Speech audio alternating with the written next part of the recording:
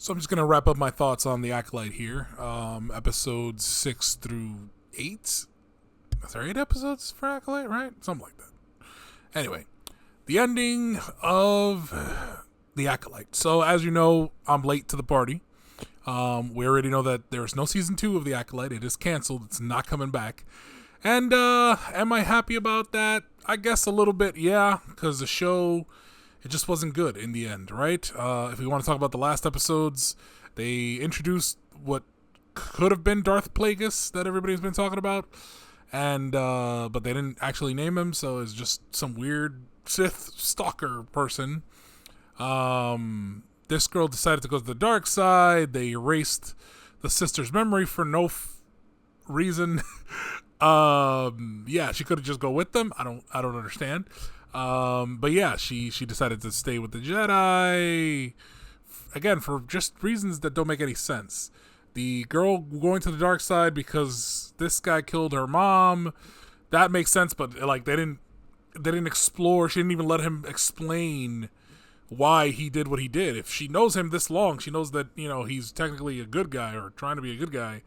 And there's a reasoning behind what he did what he did, right? But she didn't let him explain. But also the reasoning behind what he did was stupid.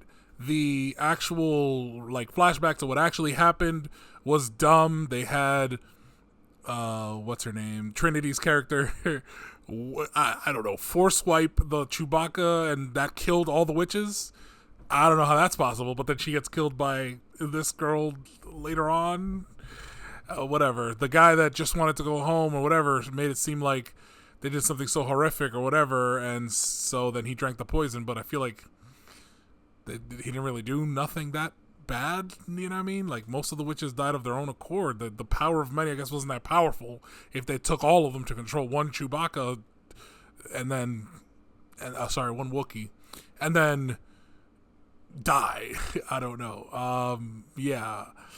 I don't know. And then, the set fire to the whole place. Oh, the girl turning into the fucking smoke monster. The mom turning into a smoke monster. Didn't make any fucking sense. Like, disappearing into smoke or whatever. And then, without explaining, hey, I'm going to let, Osha go with you. She just turns into a smoke monster. And so he attacked. And that's another thing. Just attacking. I don't know. It was just, all of it was just very badly executed. All of this could have been solved with just bare minimum communication from any of the characters. So to me, that's really bad writing. If the characters were mute or deaf or something or spoke a different language, if there was some kind of barrier between them being able to communicate with each other, then kind of I'll give you a pass. But they all speak the same language. They just speak it too late. You know what I mean? I don't know.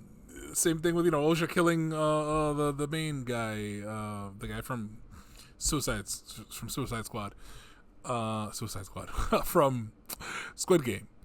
The main guy. She killed him.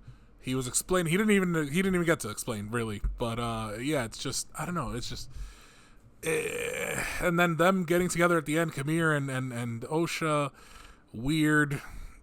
I don't know. I don't get it. All of it was just convoluted. It was very badly written, honestly. It was just a bad show. The fight scenes, I continue to say, are the best part of the show. Again, if you go on YouTube, somebody who's skilled, if somebody edits all the fight scenes together for the show, you would think this is a great show, right? If there was no dialogue, it was just the fight scenes. Because they really went all out on the fight scenes. They well choreographed, well fought.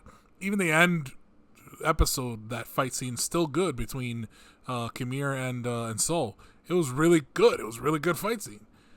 But that's all they had, is just good fight scenes. We saw this girl's lightsaber finally, which is like a whip kind of. And then she talked to Yoda, the green lady. I don't know. It was just, everything was just weird. I don't understand it. I don't know how they were going to connect it to the Star Wars universe, but I'm glad they're not going to get a chance to. Hopefully this gets forgotten about and just, I don't know. Again, the acting, not that bad, besides, unfortunately, the child characters. But for the most part, although the main character's acting was really good, everybody else, was fine. And the writing is really the issue here. Like, the fight scenes were great, the actions, all this other stuff, you know, the sets were okay looking, even though they're, again, kind of samey. But for the most part, it's the story that's really where the crux of this problem is the story, the script.